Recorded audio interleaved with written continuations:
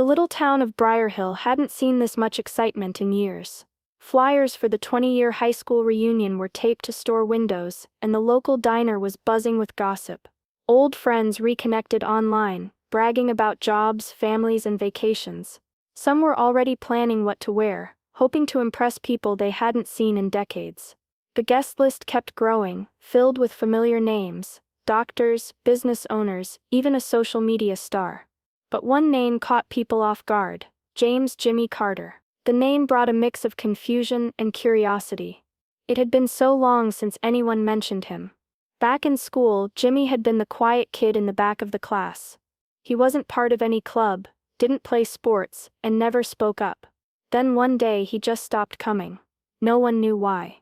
Most assumed he dropped out and disappeared. At the diner, a woman leaned across her booth and whispered, "Did you see Jimmy Carter's coming?" Her friend frowned. "Wait, that Jimmy? The nobody? What's he even doing with his life?" No one had an answer. But everyone was about to find out. The night of the reunion arrived, and the old high school gym was transformed with string lights, fancy tablecloths, and a DJ playing early 2000s hits. Laughter echoed through the room as former classmates hugged, posed for pictures, and showed off their designer outfits and perfect smiles. Then the doors opened quietly. Jimmy Carter stepped inside. He wore a clean button-down shirt, jeans, and worn boots. No expensive watch. No flashy cologne. Just him standing there for a moment, taking it all in. He smiled softly and nodded at the woman collecting name tags, then made his way inside, alone. A few heads turned. "That's him?" someone whispered near the drink table. "Wow," said another. "Thought he'd at least try to dress up." The popular group, still proud of their old titles like Homecoming King and Cheer Captain, started laughing as Jimmy walked by. "Can't believe he showed up," one woman said loud enough for him to hear. At the bar, Jimmy waited patiently, but the bartender skipped over him twice. He didn't complain, just stepped back and let others go first. Some classmates smiled politely when they saw him. One even asked how he'd been, but the moment felt awkward, like no one really wanted to know. It was as if his presence didn't belong in their polished world. Across the room, a woman watched quietly. She hadn't spoken to Jimmy since 10th grade, but something about the way he carried himself, calm, respectful, alone, stirred something in her. Unlike the others, she didn't see a nobody. She saw someone different, someone quiet, but not small. She kept her eyes on him, sensing that his story wasn't over. It hadn't even begun. As the night went on, the room grew louder. People showed off pictures of their families, bragged about promotions, and clinked their glasses in celebration. The DJ lowered the music, and the microphone crackled.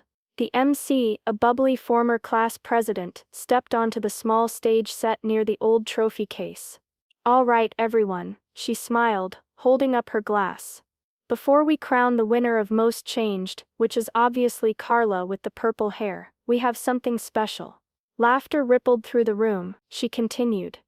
"Every reunion, we take a moment to recognize someone who's made a real impact. Not just with money or status, but with something deeper." People leaned in, expecting a name they knew: Dr. Benson with her medical patents, or maybe Mark Taylor, who owned 3 car dealerships.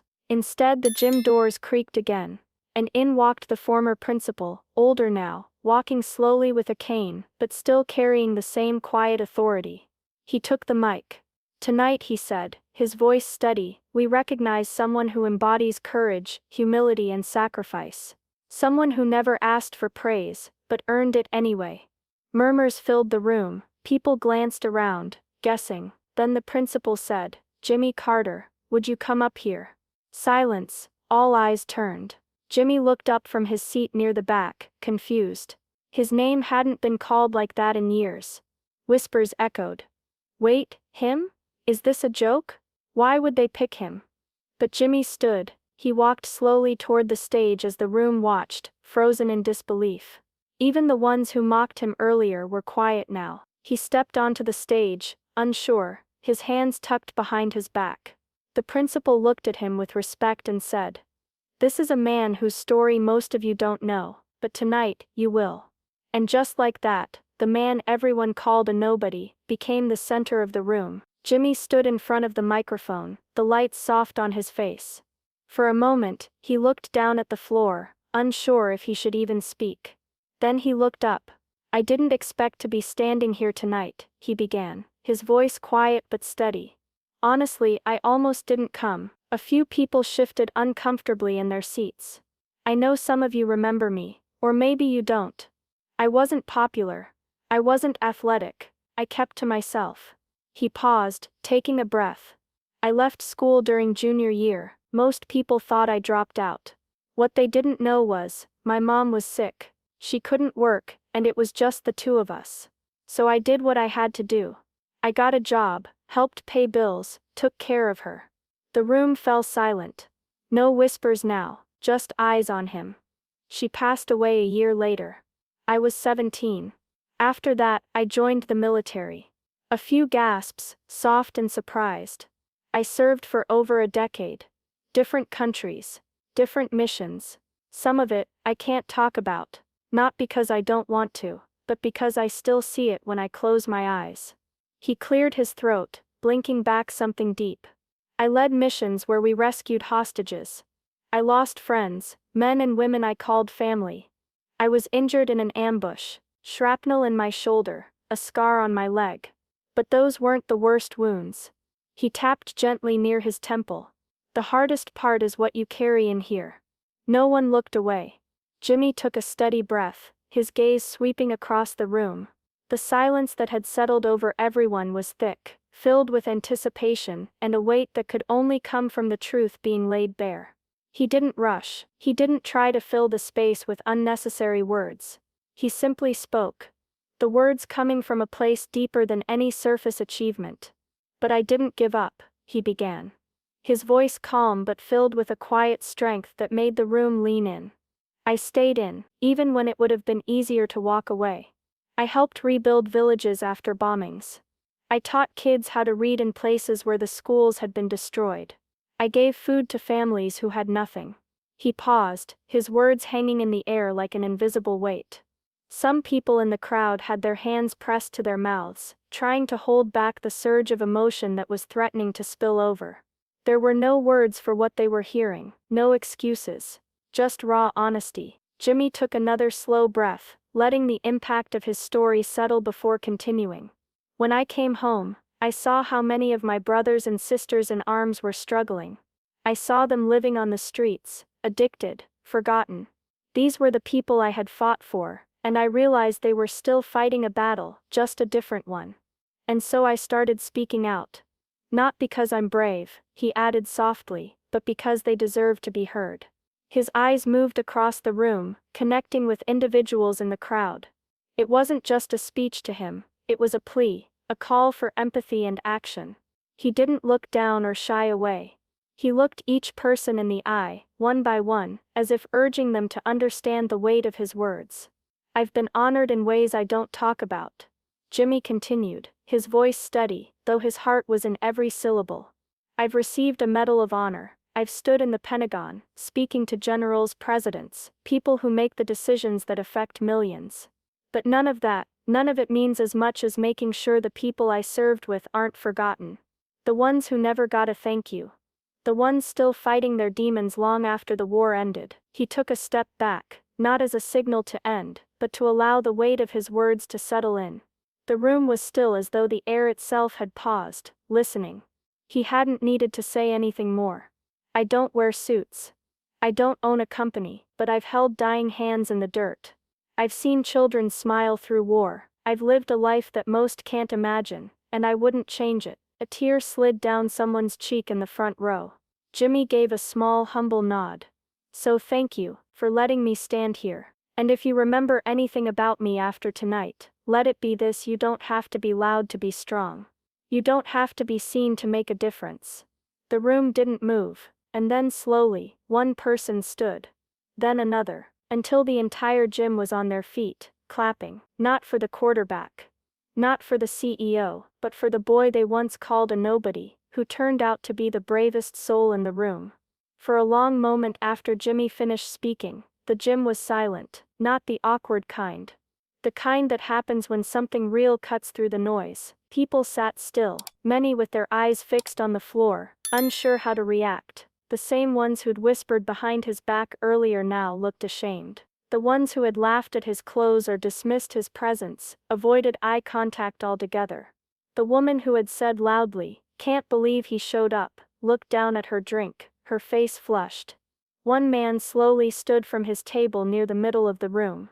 It was Brad Holloway, former football star loudmouth in high school, and one of the worst bullies back then. He walked up to the stage, rubbing the back of his neck. He looked at Jimmy, his voice cracking slightly. "Man, I don't know what to say. I was a jerk to you back then. Like, a real jerk." The room watched quiet. "I thought being loud made me important. But you," he paused. "You're the kind of man I wish I had become." Jimmy didn't flinch. He looked at Brad, not with anger, but with something softer. "It's all right," he said calmly.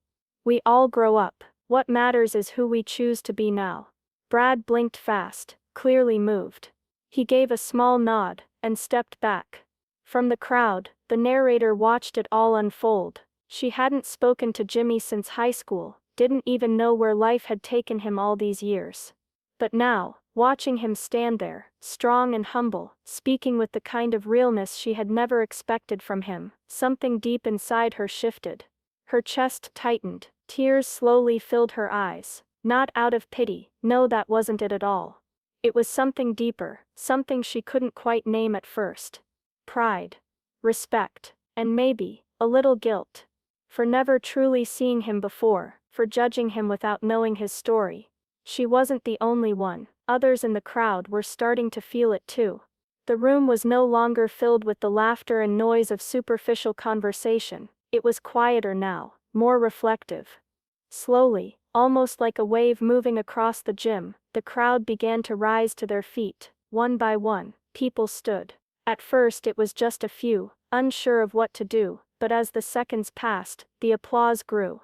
It wasn't a quick, careless clap. It wasn't for someone who had flashy wealth or power or influence. The loudest applause of the night wasn't for money or fame, it was for truth, for bravery, for grace. Some clapped through their tears. They couldn't help it. Others wiped their eyes quietly, as if they were trying to hold back what was welling up inside them. Even the DJ, who had been mixing songs all night, stopped for a moment, lowering his head in silent respect. He pulled his cap from his head and held it to his chest. It was a simple gesture, but it carried so much meaning. Jimmy stood in the center of it all, still humble, still grounded. He didn't smile big or bow, as many others might have. He didn't need to. His power was in his quiet dignity. His strength was in his ability to stay true to himself in the face of all the noise. He simply gave a small nod, a gesture that said everything. "Thank you," he mouthed, his voice barely a whisper, and in that moment the man they had once overlooked, dismissed, forgotten, was the only one who truly stood tall. After the applause finally began to fade, the room was left in a thoughtful silence. People didn't rush back to their drinks, or resume their idle chatter. They didn't move quickly to fill the air with noise again. Instead they came to Jimmy, one by one. Slowly, almost reverently. Men in suits, women in heels, former classmates who had once pretended not to see him in the hallways, now made their way toward him. Some looked down nervously, as if unsure how to approach the man they had so casually dismissed before.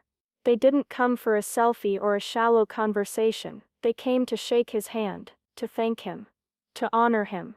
It wasn't loud, it wasn't flashy, it was real, and in that quiet, powerful moment, Jimmy understood that he had finally earned the respect he'd always deserved.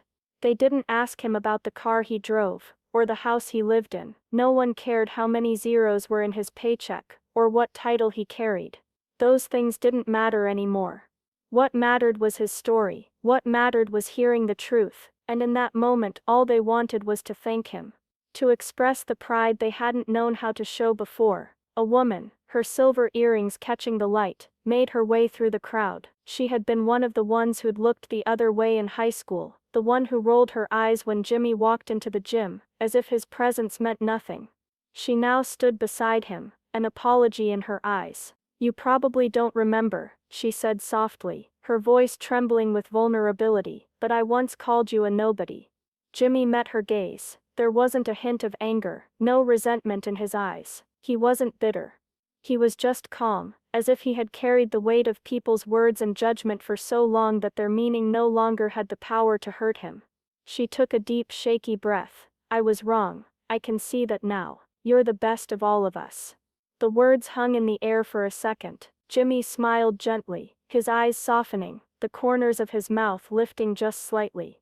Thank you, he said quietly, his voice filled with sincerity. That means a lot. As the words sank in, the narrator, still observing from a distance, felt her chest tighten with emotion. There was something about watching these small moments of change unfold that struck her deeply. She had never fully understood Jimmy before. She hadn't seen him for who he truly was. But now, standing there, she couldn't help but feel the impact of his quiet strength, his humility. She glanced around the gym, once a place of flashing smiles and inflated egos, filled with old trophies that had lost their meaning over time. The loud, boastful laughs that had echoed here just moments ago now felt hollow. Her gaze returned to Jimmy, now surrounded by the same people who had once dismissed him, now listening to him with respect. In a room full of titles and egos, she thought, her heart swelling, the one with the biggest heart stood tallest. As the night wore on, the crowd thinned. The music softened, no longer as bright or energetic as it had been earlier. The sound of laughter and chatter quieted, replaced by soft hugs and whispered goodbyes. People began to leave, but the warmth in the air, the change, lingered. And as for Jimmy, he didn't stay for the closing remarks, or the final wave of attention. He didn't need to. He had already made his mark, quietly, humbly, in a way that would stay with everyone long after the night had ended. Jimmy didn't need a grand send-off. He wasn't looking for applause or recognition. As the night wound down, he quietly slipped away, much like he had arrived, without fanfare. No one called out his name, no spotlight shone on him. He simply gave a soft, respectful nod to the woman at the door, his eyes full of quiet gratitude, and stepped out into the cool, still night. The others stayed inside, wrapped up in the excitement of the evening. But in that moment, it was clear, he hadn't left unnoticed. His presence had been felt, even if only for a brief moment in time. What he left behind wasn't a trophy or a mention in some fancy speech, it was something deeper. A memory, powerful enough to shift the way people saw the world. A lesson, quiet but strong, that people's worth isn't measured by their status or achievements, but by the quiet acts of courage and kindness that go unseen. And a reminder that sometimes, the people we overlook, the ones who go unnoticed in the shadows, are the ones who carry the greatest stories. The ones who hold the deepest strength within them. Jimmy had always been called a nobody, but when he left that night, it was clear to everyone who was paying attention, the nobody had become the one they'd never forget. In a world that often praises titles, wealth and fame, Jimmy Carter's story reminds us that true greatness comes from quiet strength, sacrifice, and compassion. He walked into that reunion as a so-called nobody, but left as a symbol of resilience, humility and heart. His journey shows that the people we overlook might be the ones who've carried the heaviest burdens, and still choose kindness. If this story moved you, share it with someone who needs to remember that being seen isn't the same as being valuable. Don't forget to like, comment your thoughts, and subscribe for more powerful real-life stories that touch the soul.